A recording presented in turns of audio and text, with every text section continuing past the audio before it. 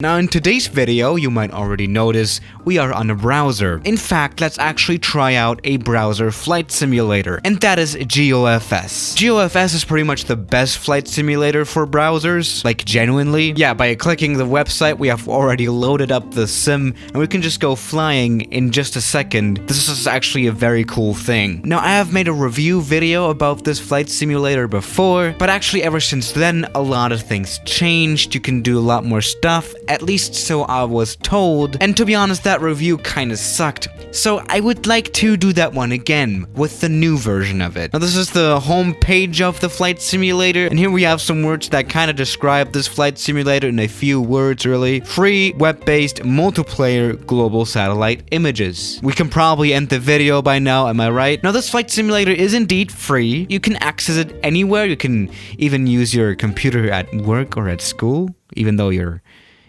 boss might not allow that, but it's perfectly possible, and you can fly for free. Obviously, the developer wants to be paid, so there's ads here sometimes. By the way, I would not recommend using ad blockers pretty much anywhere, because I don't think it's very ethical, but that is another story. But you can also buy HD imagery for $9.99 a year, which looks pretty nice here in these images. Is nice. So for the sake of this video, let's actually use the HD scenery. We can actually try that for free for 1 day, so let's just do that. Alright, that is done. Now let's just go ahead and click fly. I don't know what's going to happen. Now when you click fly, you are immediately spawned in. It literally took like 2 seconds to spawn into the game. This is extremely interesting. And here in the game, we can choose our aircraft. Talking about aircraft, we have a lot of them here. Now there are aircraft made by the developer of this flight simulator itself, but there are also aircraft made by the community, which is really cool. But let's just stick with the Piper Cup for now. Now here's the settings menu. Let's actually pump up the graphics now, because I've already noticed they are pretty low. We can turn it up a little bit. Enable HD, please. Yes. Enable contrails, because why not? This is all pretty cool. Oh, there's a fighter jet here. Doesn't look to be very healthy. Probably has a very low ping, that guy. Now in the settings, we can also set the time of the day and our weather. Actually, the night scenery is pretty good, or so I have heard. This looks pretty good, actually, not going to lie. I think flying at night is also great. Let me just remind you, this is running in a browser. This is on Firefox.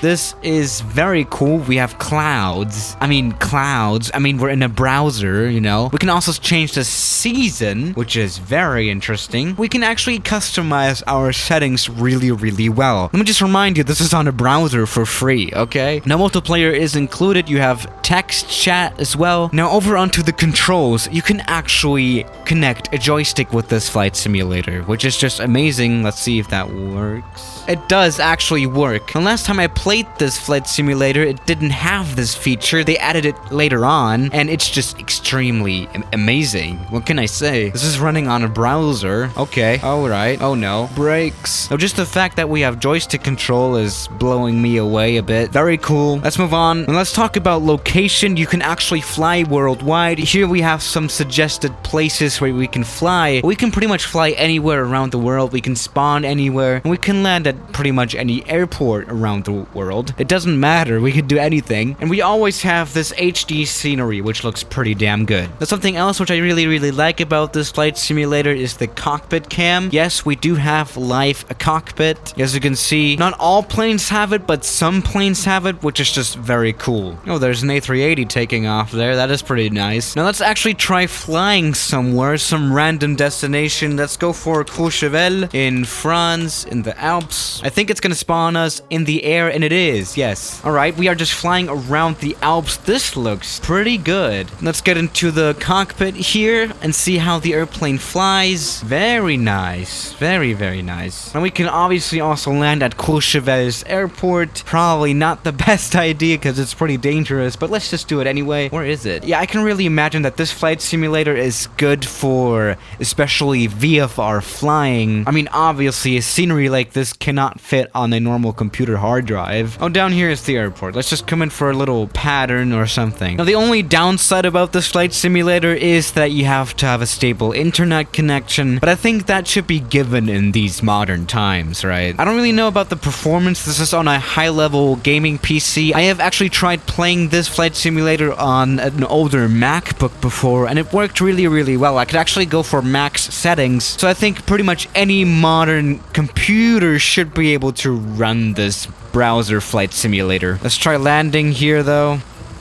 Ouch. The thing about landing tail draggers, I'm really not good at that. So let's go ahead and do some aircraft change, am I right? Now here is where the loading times come into play again. Let's try the Cessna 172, just check out a little bit of a bigger aircraft. This looks nice again. Like honestly, this is at least FSX graphics level. Let's check out the cockpit cam here, and again we do have live instruments. Oh, we're kind of out of control here. That is not supposed to happen. Alright, rotate. We're just perfectly flying now. Yeah, this works really well. Now another point for this flight simulator is obviously that you don't have to download anything. You know, FSX, you have to download 30 gigabytes. For X-Plane, my X-Plane folder is around 3 terabytes heavy. You can actually create a flight plan. It's just great to have something that you don't have to download. The physics are, I mean, well, this Cessna 172 kind of flies like a fighter jet. Just look at this.